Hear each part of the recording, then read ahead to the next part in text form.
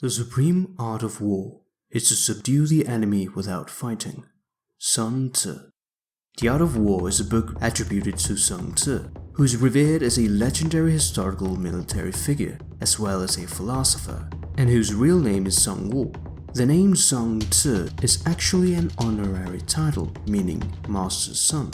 Although the historicity of Sun Tzu is doubtful, and the book may very well have been a compilation of several scholars, we still have the privilege of possessing one of the first and most profound books ever written on strategy and war, whose principles are still used to this day due to their importance. The Art of War is not only concerned with modern warfare, but also spreads and influences the mindset of people in politics, games, and business. It presents a sort of philosophy, a state of mind or psychology for managing conflicts and winning battles. It is closely tied to the philosophy of Taoism, which follows the Tao or the Way, the principle of the universe to which everything is connected. It is about yin and yang, life and death, action and inaction, which is why the highest victory is one attained without engaging in a fight. Although things have changed and technology has advanced, war is still considered one of the major conflicts between countries in the world. It is quite amazing how way ahead of his time Sun Tzu was, having a guide on how to defeat your enemy, and for this guide to still be relevant today. Imagine what an enormous advantage it would have been back in the day. This short book covers most elegantly the strategies that one ought to bear in mind for the defeat of the enemy. The most important concepts in this book include understanding the different terrains and grounds, using elements such as fire, water, and wind to your advantage, tricking your enemies with espionage, the importance of a disciplined army, the use of beasts to track movements of the enemy, the importance of speed, the use of maneuvers, and the importance of psychological aspects, such as the timely use of a bluff to lure the enemy into a trap. So, let's get started. This is the art of war. The soldier must be in complete accord with the ruler, regardless of life and death. Undismayed by danger, the commander-in-chief's behavior can signify victory or defeat. He must be wise and benevolent, but also sincere and strict. All warfare is based on deception. If an army is strong, it must appear weak. If it is weak, it must appear strong. Feigning stupidity and the timely use of a bluff can greatly increase the chance of victory. Success in warfare is gained by carefully accommodating to the enemy's purpose. The opportunity to secure ourselves against defeat lies in our own hands, but the opportunity of defeating the enemy is provided by the enemy himself. War must be swift. Rapidity is the essence of war. Long delays are associated with disaster, exhausting all the supplies, leading to hunger and the decay of the will to fight of an army. Therefore, take advantage of the enemy's unreadiness and make your way by unexpected routes, attacking undefended or weak spots, like the thunder which is heard before the flash of a lightning bolt. For this, the ruler must implement the utmost discipline and iron will into his soldiers and keep them satisfied with rewards, essential for the motivation of the army and for having a purpose of defeating the enemy. The skillful leader subdues the enemy's troops without any fighting, and he captures the cities without laying siege to them. The enemy should be eliminated strategically, leaving the civilians and city untouched, and the men will be rewarded with all the enemy's supplies. To win, you must know when to fight and when not to fight, and how to handle both superior and inferior forces. Great results can be achieved with small forces. If you know the enemy and know yourself, you need not fear the result of 100 battles. If you know yourself but not the enemy, for every victory gained you will also suffer a defeat. If you know neither the enemy nor yourself, you'll succumb in every battle. Making no mistakes is what establishes the certainty of victory, for it means conquering an enemy that is already defeated.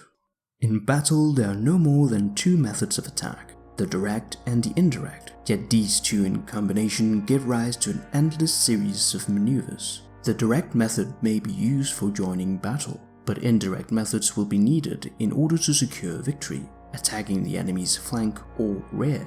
Simulated disorder postulates perfect discipline. Simulated fear postulates courage. Simulated weakness postulates strength. The energy developed by good fighting men is as the momentum of a round stone rolled down a mountain. By figuring out the strengths and weaknesses of the enemy, you can be sure of succeeding in your attacks. Sun Tzu was no believer in frontal attacks, but rather in a combination of surprise tactics, such as attacking the weak points of the enemy's camp, splitting up the enemy's reinforcements as to weaken their strength in numbers, and luring him as to find his vulnerable spots. In essence, the way is to avoid what is strong and to strike at what is weak. The hardship of forced marches are often more painful than the dangers of battle. Fighting with an exhausted army is a sure way to defeat. Therefore, they must only be used when intended for surprise attacks within short distances. Attack the spirit of the enemy's army while your army's spirit is at its highest. This is an effective way to victory. Victorious warriors win first and then go to war, while defeated warriors go to war first and then seek to win. One thing to mention is not to interfere with an army that is returning home, for a man whose heart is set on returning home will fight to the death against any attempt to bar his way, making it too dangerous an opponent to tackle. The wise leader considers both advantages and disadvantages, and turning a disadvantage into an advantage. If surrounded by enemies with the only objective of retreating, the adversary will pursue and crush the army. It would be far better to encourage the men to counter-attack and to use the advantage thus gained to free them from the enemy's toils. The art of war teaches us not to rely on the likelihood of the enemy's not coming, but on our own readiness to receive him. Sun Tzu explains that a general is not to be careless with the welfare of his troops, but rather to emphasize the danger of sacrificing any important military advantage to the immediate comfort of his men. For there is no instance of a nation benefiting from prolonged warfare. Therefore, the profession of arms requires a combination of hardness and tenderness.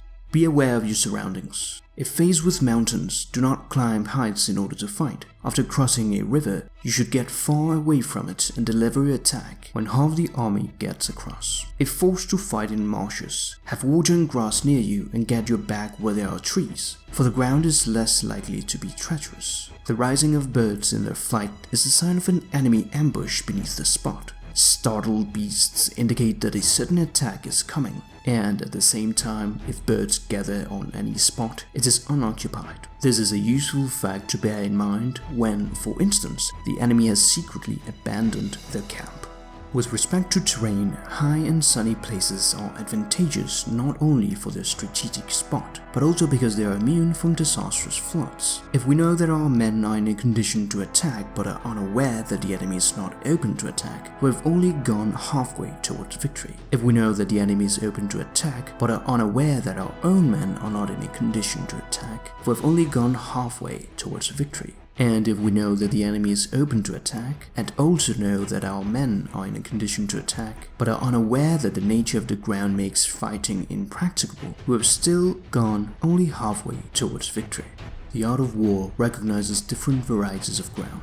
One which is of great importance is contentious ground. That which, if occupied, gives great advantage to either side, so those in possession of it have the advantage in battle over the other side, and victory will be assured. In AD 532, Emperor Shangwu was surrounded by a great army, with his force being much smaller. Instead of trying to escape, he made orders to block all exits. As soon as his army saw that there was nothing for it but to conquer or die, their spirits rose to an extraordinary pitch of exaltation, charging with such ferocity that they defeated their enemy. Plunge your army into desperate straits, and it will come off in safety. Place it in a deadly peril, and it will survive. In other words, throw your soldiers into positions from where there is no escape, and they will prefer death to flight. One of the most brilliant battles was carried out by General Hong Tsing of the Han Dynasty in 204 BC. He detached 2,000 horsemen from his army to hide in narrow passages, everyone carrying their flags. Then he confronted the enemy with his men. While in battle, the horsemen made their move to the enemy's base, tearing up their flags and replacing them with their own flags. When the enemy returned to their base, the sight of these flags struck them with terror. Convinced that their king had been overpowered, they broke up in wild disorder. Then, from both sides, they were attacked and defeated. the skillful tactician may be likened to the shuaiyang, a type of snake. To strike at its head and be attacked by its tail, to strike at its tail then be attacked by its head, to strike at the middle and be attacked by both head and tail.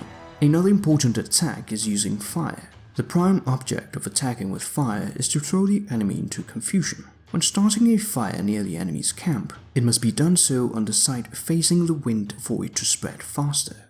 Espionage was a common practice, since what enables victory is foreknowledge. That is, knowledge of the enemy's dispositions and what he means to do. However, it is impossible to obtain trustworthy spies unless they are properly paid for their expenses. Hence, one must maintain an intimate relation with spies, more than the rest of the army, and none should be rewarded more than the spies, in order to keep the secrets, which have the power of gaining a quick and effective victory.